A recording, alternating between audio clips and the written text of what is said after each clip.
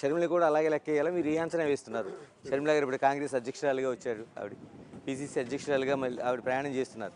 ఆవిడని ఏ విధంగా అంచనా వేస్తున్నారు? షర్మిల గారు నేను వైఎస్ఆర్ అభిమాని ఫస్ట్. వైఎస్ఆర్ మా జీవితాలకు మార్గదర్శకుడు మాలాంటి వాళ్ళకి. వైఎస్ఆర్ బిడ్డలుగా జగన్మోహన్ రెడ్డి గారు ఎంతగా మేము ప్రేమిస్తాం, ఇష్టపడతాం. షర్మిలమ్మ కూడా మాకు అంతే ఇష్టం, అందులో డౌటే లేదు. కానీ షర్మిలమ్మ తీసుకున్న నిర్ణయం రాంగ్. ఆమె డెసిషన్ తీవ్రంగా నేను వ్యతిరేకిస్తున్నాను. ఎందుకంటే ఒకప్పుడు మనమే అన్నాం, ఏంటి, కాంగ్రెస్ పార్టీలో రాజశేఖర రెడ్డి గారు ఇది సహజ మరణం కాదు, హెలికాప్టర్లో కాంగ్రెస్ పార్టీయే ఆయన్ని చంపించడానికి కారణమైంది. నిజం అది, నేను అదే నమ్ముతున్నాను. రాజశేఖర రెడ్డి గారి సహజ మరణం కాదు, చంపించడానికే ప్రయత్నం చేశారు. ఆయన ఉన్నతిని తట్టుకోలేకే కాంగ్రెస్ పార్టీ చేసింది. ఆయన మరణానంతరం రాజశేఖర రెడ్డి గారికి ముద్దాయను ముద్రేసింది, కేసులు పెట్టించింది. అంతవరకు జగన్ మంచోళ్ళు, అంతవరకు రాజశేఖర రెడ్డి మంచోళ్ళు.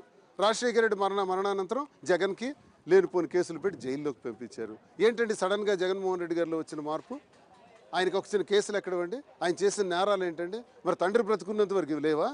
కానీ తండ్రి మరణానంతరం ఆయనకు ముద్దాయం చేసి కేసులు పెట్టారు, తండ్రిని కూడా ముద్దాయం చేసి కేసు పెట్టారు.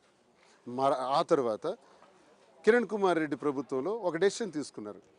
క్యాబినెట్ డెసిషన్ ఏంటంటే రాష్ట్ర ప్రభుత్వ పథకాలపైన కానీ ఎక్కడ కానీ రాజశేఖర రెడ్డి ఫోటో ఉండకూడదు అని అదొక డెసిషన్ తీసుకున్నారు. ఇవన్నీ తెలుసును కదా తల్లి నీకు తెలిసి వాళ్ళు జగనన్న మీద కేసులు పెట్టి చంద్రబాబు నాయుడుతో చేతులు కలిపి కేసులు పెడితే మీతో పాటు మనందరం జగనన్నకు అండగా నిలబడినటువంటి వాళ్ళం, కాంగ్రెస్కి వ్యతిరేకంగా పోరాడినటువంటి వాళ్ళం.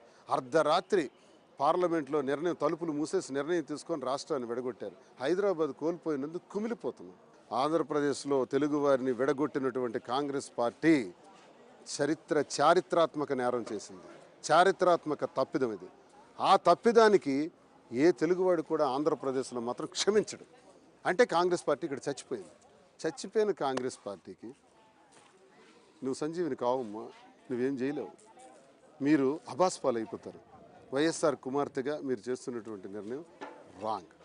నేను గౌరవిస్తాను, కానీ మీ నిర్ణయం రాంగ్.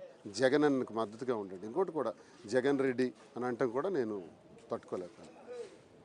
మేము ఎప్పుడు దాన్ని, జగన్ రెడ్డి ఎవరన్నారు?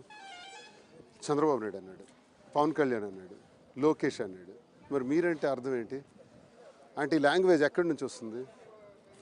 చంద్రబాబు నాయుడు నుంచే ట్రాన్స్ఫర్ అయింది. సో చంద్రబాబు నాయుడు వ్యూహంలో భాగమే కాంగ్రెస్ పార్టీని లీడ్ చేస్తామని చెప్పి షర్మిలమ్మ చేస్తున్నటువంటి ఈ పనులని నేను అనుకుంటున్నాను. జగన్మోహన్ రెడ్డి గారికి ఎవ్వరు కూడా ఈ ధూళి కూడా పీకలేరు.